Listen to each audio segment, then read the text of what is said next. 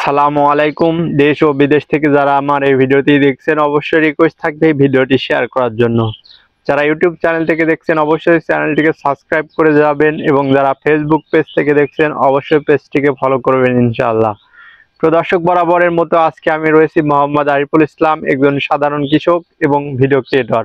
প্রিয় চাষি ভাইয়েরা, আপনাদের আজকে দেখাবো কিভাবে আপনার ধানের জমিতে খোল পড়া রোগ থেকে মুক্তি লাভ করতে পারেন এবং কি কি স্প্রের মাধ্যমে আপনারা এই ধানের জমির খোল পড়া রোগ থেকে মুক্তি লাভ করবেন সে বিষয়ে থাকছে আজকের বিস্তারিত আলোচনা। তাই আপনারা ভিডিওটি না টেনে পুরো ভিডিওটি কন্টিনিউ করবেন ইনশাআল্লাহ।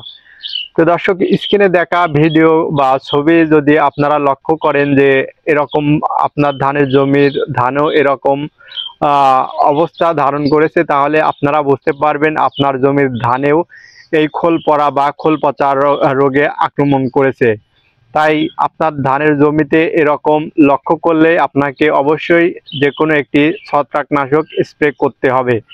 যদি আপনারা আমার উল্লেখিত বলা যে কোনো একটি ছত্রাকনাশক স্প্রে করেন তাহলে অবশ্যই আপনার ধানের জমির এই খোল পড়া রোগ থেকে মুক্তি লাভ করবেন।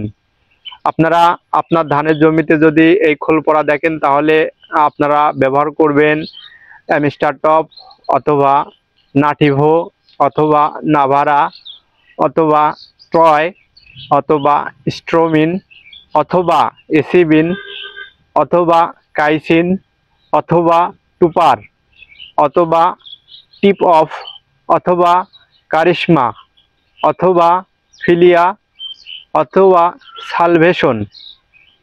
তো দর্শক, আমার উল্লেখিত যে সকল ছত্রাকনাশকের নাম বললাম সেগুলোর মধ্যে যে কোনো একটি অনুমোদিত মাত্রায় নির্ধারিত সময় সঠিক পরিমাণে ব্যবহারের মাধ্যমে স্প্রের মাধ্যমে আপনার ধানের জমিতে 100% নিশ্চিন্তে আপনার ধানের জমির এই খোল পড়া বা খোল পচা রোগ থেকে মুক্তি লাভ করবেন ইনশাআল্লাহ। তাই অবশ্যই আপনার ধানের জমিতে এইগুলো অনুমোদিত মাত্রায় ব্যবহার করুন। তো দর্শক, সবাই ভালো থাকবেন, সুস্থ থাকবেন। আল্লাহ হাফেজ।